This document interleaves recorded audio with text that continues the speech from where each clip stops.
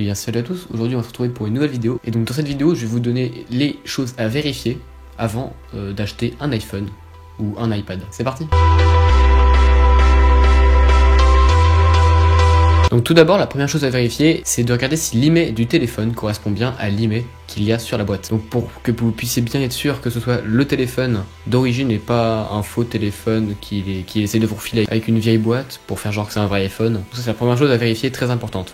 Donc pour vérifier l'email sur la boîte, rien de plus simple, il est marqué juste à l'arrière de la boîte de l'iPhone. Et pour afficher l'email sur votre téléphone, rien de plus simple, vous tapez juste l'étoile, dièse 06, dièse, et vous faites appeler, et là ça va vous afficher l'email de votre téléphone. Donc voilà, c'est vraiment très simple. Ensuite, deuxième chose à regarder, c'est s'il est bien débloqué tout opérateur, pour éviter les mauvaises surprises, comme par exemple la carte SIM qui n'est pas acceptée parce que vous avez mauvais opérateur.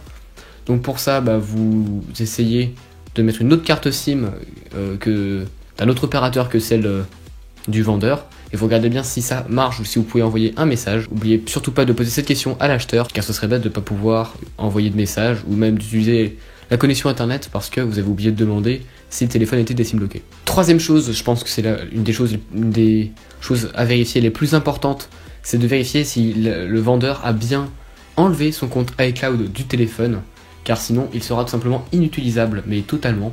C'est-à-dire qu'au moment de reset le téléphone, regardez bien après si il a bien désactivé, déjà localisé l'iPhone, puis enlever son compte iCloud du téléphone, car sans ça, tout simplement, vous ne pourrez pas télécharger l'application ni rien, vous ne pourrez pas réinitialiser, vous ne pourrez rien faire, car son compte iCloud sera encore là.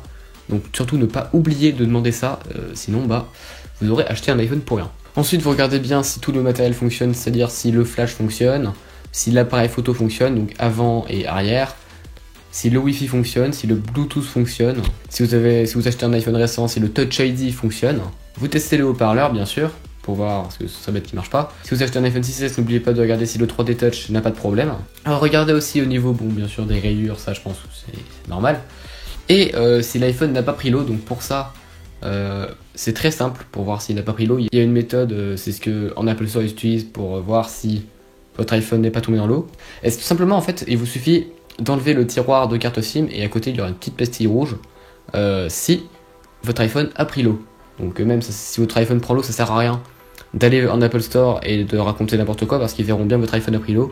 Donc ça sert à rien d'essayer de mentir ou je sais pas quoi même, car on peut vérifier ça très facilement. Et il y a aussi quelque chose d'important à vérifier, ce sera avec l'email du téléphone justement.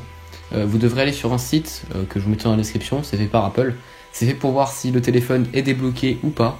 Donc c'est pour voir si le téléphone est bloqué pour vol ou etc. Voilà, c'est important à voir, je vous mets le lien dans la description. Vous mettez juste le numéro de série je crois ou l'email et vous verrez les infos du téléphone, comme par exemple s'il est bloqué, etc.